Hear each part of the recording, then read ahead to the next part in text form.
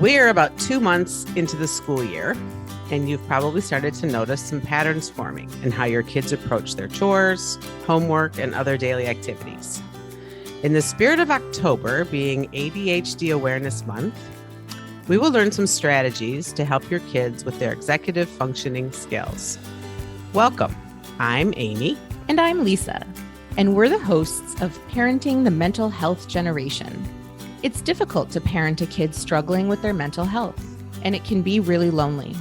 Here, we lay it all out together and discuss the topics that concern us on our parenting journey.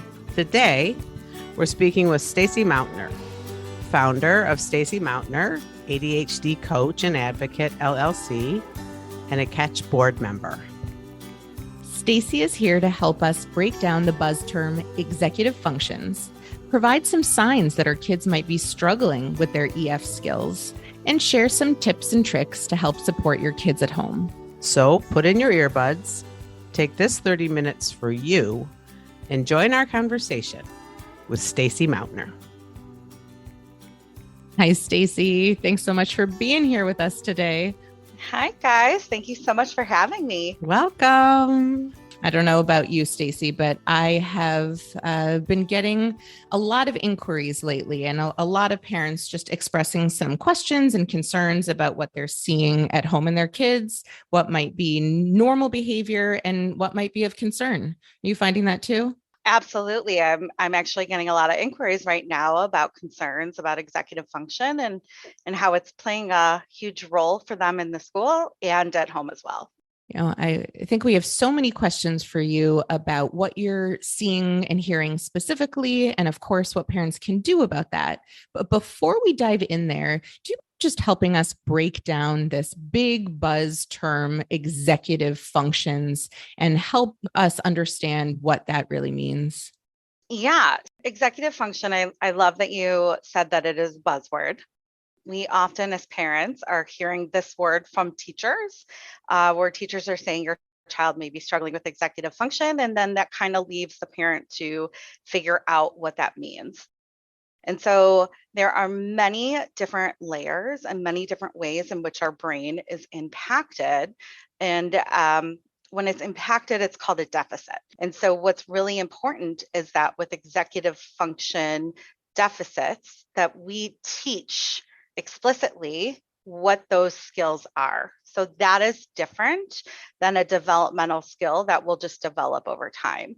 So some of the areas of executive function are organizing and prioritizing, activating ourselves to work, focus, sustaining attention.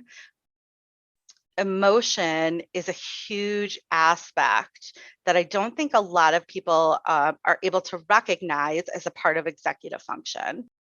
Working memory is a huge part of it. Metacognition and understanding how we learn and looking at the environment around us and being able to self-monitor ourselves and our actions to be able to know what to do. Stacy, can I interrupt you for just a second?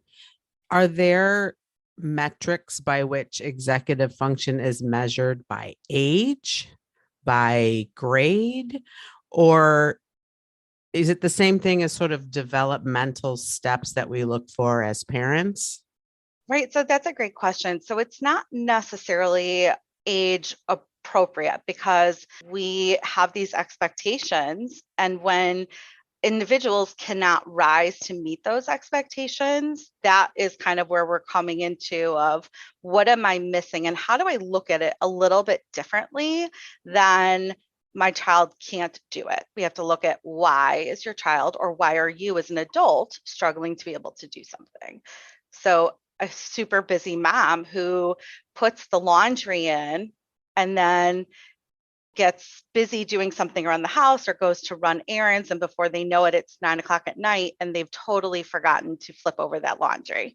And so what happens is the next morning you might wake up and go, oh my gosh, I never flipped over the laundry. Now my wet clothes have been sitting in the washer and now I have to rerun this again. That has absolutely never happened to me. Oh my gosh, me neither. That happens to me all the time. It's often why I smell like a wet rag. Good thing there's good detergents for that we can pull those smells right out of.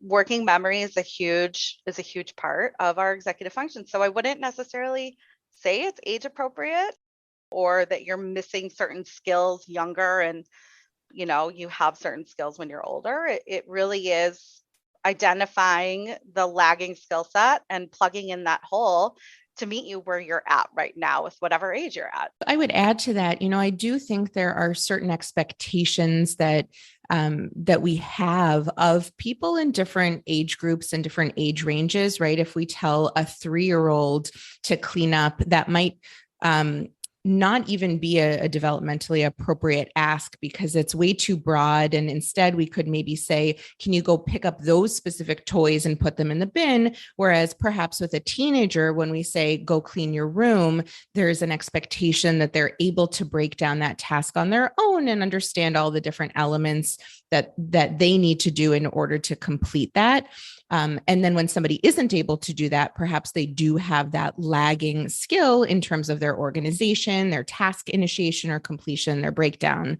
That certainly relates to a lot of the work that I do as a neuropsychologist, where when people come to my office and we're testing for these executive functioning skills, we are always comparing them to other children or adolescents their age to say, is this developmentally appropriate and expected at this age level, or are you not yet able to do the things that most typically developing same-aged peers are able to do? You brought up so many great points in that scenario that you just talked about that I would love to reflect back on. So what you're suggesting in that last part of your comment was that bell curve. When you're doing that neuroevaluation, you're comparing that child's scores to that of the similar age group of peers. And what would be interesting to know about, are those neurotypical kids or are they neurodiverse?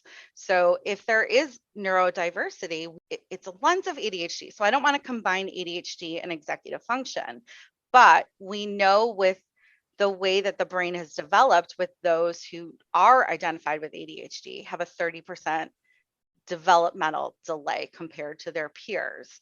So when we're looking at those bell curve results, it would almost be interesting to actually break down the kids who were tested beyond the knowledge of they're just fit that age group. To circle back to your initial comment, I love what you said about the 3-year-old. So let's start there for a second.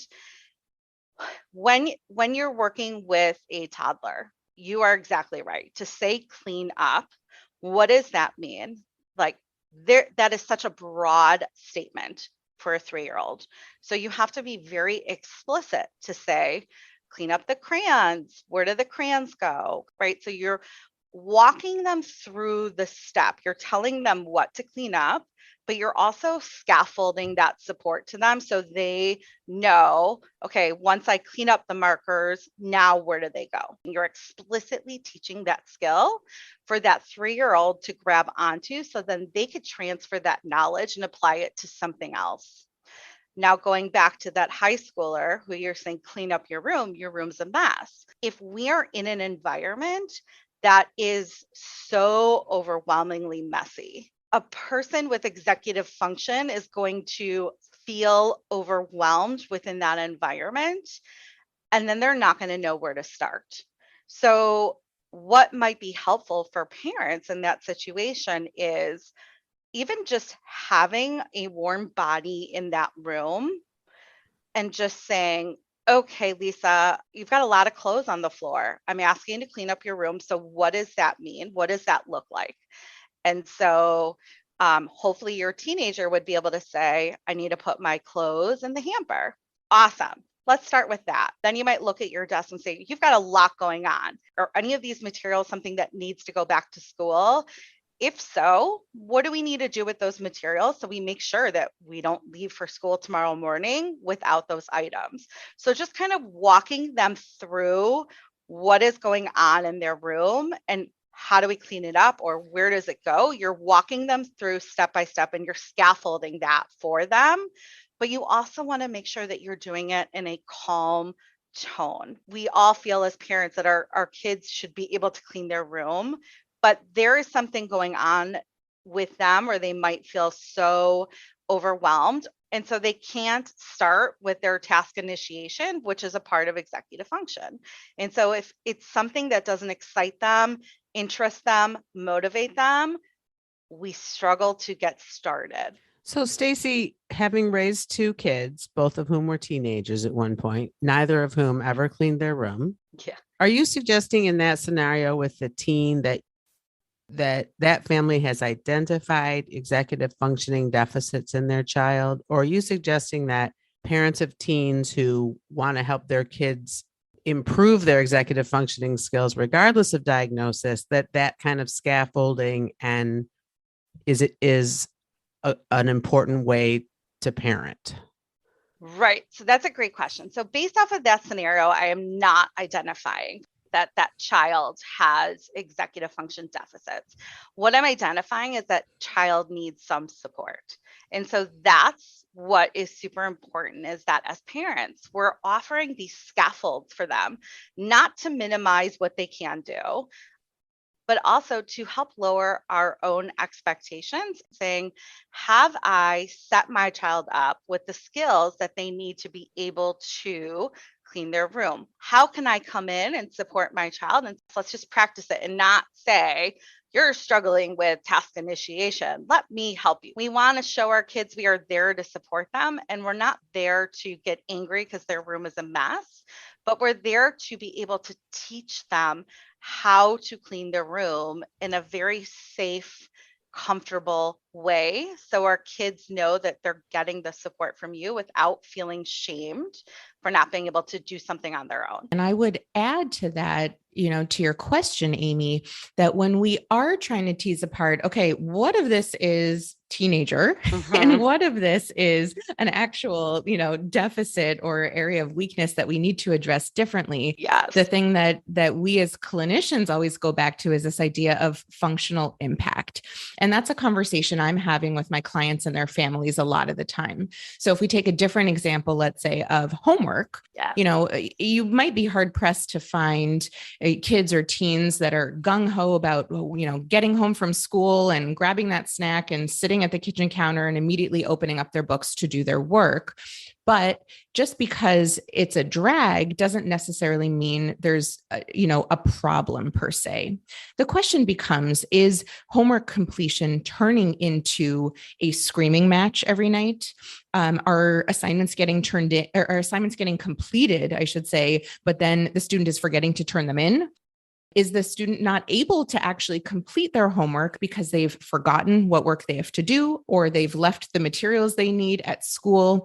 Those are signs that are going to create that impact that perhaps there's something more going on, as opposed to the child that's maybe a little bit resistant and whines a little bit. But once you get them sitting down, they are in fact equipped with the materials they need and able to get that work done. Yeah. So just to clarify, as part of what you guys do, I mean, I know Stacy's a coach and you're a diagnostician, Lisa, but as part of what you guys do, try to help a family determine whether or not this sort of impact that you're describing, functional impact, is diagnosable or is just normal. In other words, are you always trying to sort of understand help me understand the difference between someone who needs to be treated for ADHD or executive functioning deficits and some child who just sort of normally struggles with the things as they're growing and developing? Does that question make sense? Yeah. It does. And I can take that one because I do it all day, every day. Yes. I would love for you to take that one. It is really sort of very much what I just described there in terms of thinking about the impact. But I think it's important to tease apart here the fact that executive functioning challenges are in fact a symptom of a lot of different things.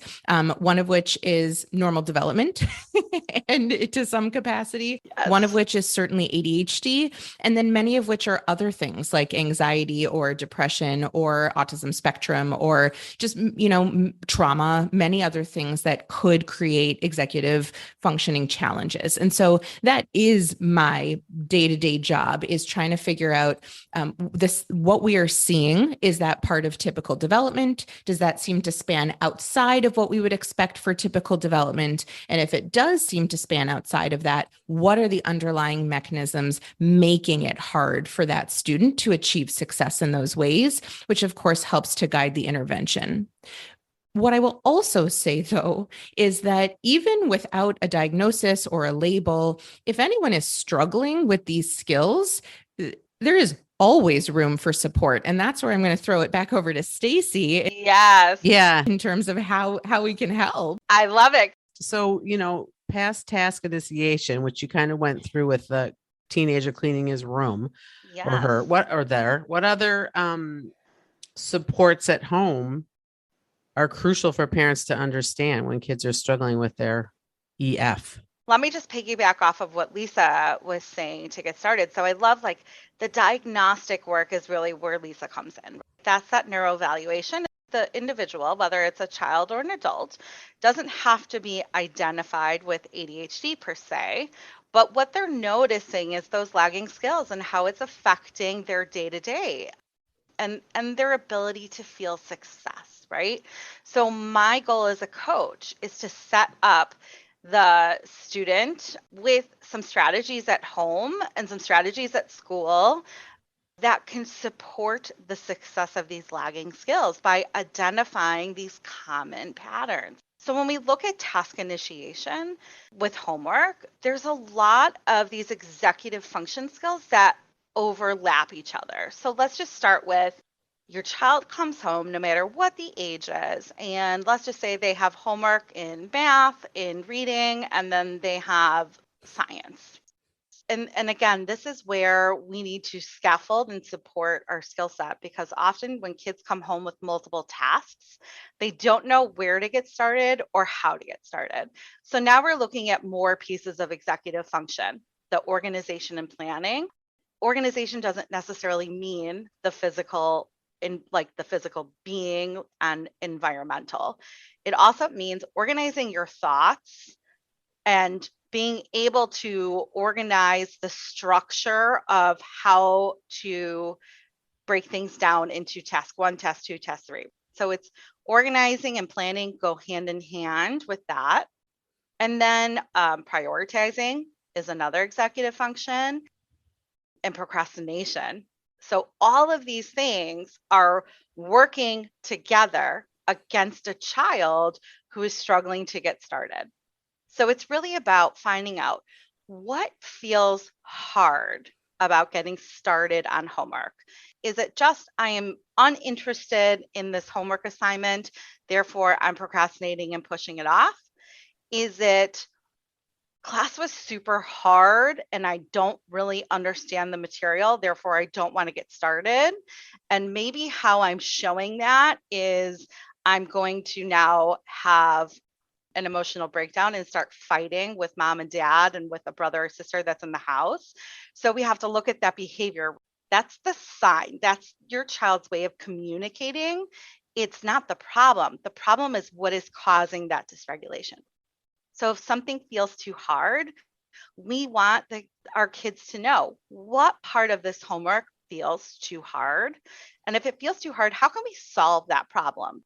So there's really all of these executive function skill sets that are so important to be cognizant of and why it's impacting your child and how it's impacting your child. So we want to get ahead of it. We want to be proactive. So if your child is coming home with 3 homework assignments, we want to think about, well, how do we prioritize in itself, right? So Stacy, what I hear you saying is, yeah, you could see your kid sitting at the kitchen counter, refusing to do his homework, slamming the backpack down and pouting and that's what you see. That's the behavior. And that's the interaction that you're having. But what's really happening behind the scenes could very well be this whole list of executive functioning skills that are overwhelming him. And with some scaffolding, with some supports, with some understanding of that, you can allow him to feel safe to start the task, to be in the task, because they know then that they're going to have those supports moving forward to get through it. Exactly. And so really like the non-negotiable is that the homework has to get done. The negotiable is how it gets done. Mm-hmm. Yeah. Yeah. I was just going to say, it's really helpful. It's fascinating how truly opposite strategies work best for different people. Like with the simple example of, do we start with the easiest assignment first to kind of get the ball rolling? And then once you've initiated your homework, then you can tackle the harder things. Or are you the kind of student that needs to tackle the hardest thing first so that mentally it's out of the way? And then you're like, oh, okay, the rest is easy. I can just get that done. And until you do the digging that you're describing, you don't really know how that student is going to best respond to that work. I find it even as an adult, as I write my reports, I'm the kind of person that gets the hardest section that requires the most thinking done first, because then the rest feels like a breeze. And my business partner sometimes likes to just get her feet wet with the easier parts and then work her way up to the harder ones. I love that you're saying that. Yes. When you guys are dealing with families, do you run across parents who are either confused or challenged by, but wait a minute, isn't my kid supposed to be able to do this on his or her own? Like, I'm not going to help with the homework or taking out the garbage or walking the dog because I'm supposed to be teaching them independence and, self-confidence and reliability on their own skills. Yeah. Like, how do you balance that sort of challenge within your brain as a parent? Again, our expectation is my child is 15 years old. They should be able to take out the garbage. But now let's break that down. Is taking out the garbage interesting, motivating, rewarding? Those are the things that we need to get ourselves typically to do something. So now going back to that mindset, the difference between neurotypical and neurodiverse. If you're neurotypical, you can easily do something. Actually, let me say that again. Not easily do something. You can do something even though you are not motivated, not interested, don't feel a reward from it, because you're able to have that skill set that just, and the brain function to just know if I just get it over with, it's done. But not for the neurodiverse brain. That's not how our brain works. And so again, the non-negotiable is you have to take out the garbage. The negotiable is when you take out the garbage, and making that task into and I'm not saying a monetary reward here, but making it into some way that your child feels an internal reward for doing something good. This reward pathway then brings out the motivation that we can keep doing and doing good. Like when you're younger, you might have a sticker chart. When you're older, you might want to create some sort of system, like to gamify something, some sort of a chart that might represent a game. And like every time they take the garbage out, they move forward on this game board. Well, what happens when they get to the finish line? Do they get their weekly allowance? If they don't take out the garbage, maybe their weekly allowance isn't as much money. That is just something to consider. The more that we could, as parents, scaffold what feels hard and teach them the skill set of what feels hard, the more support we're giving. But we don't want to do it. So there's a difference between doing and scaffolding. And Amy, I would add that the ultimate goal is independence and self-sufficiency. That is what we want for our kids. There's no doubt about that. But in order to do that, the child has to feel like they can be successful, and we have to truly be setting them up for success. And so if we are kind of leaving them hanging to dry without the skills to do those things in the spirit of hoping they'll build their independence, it may inadvertently have the adverse impact, right? They may end up feeling shame and guilt and sadness and depression and all these other things that are going to make it that much harder.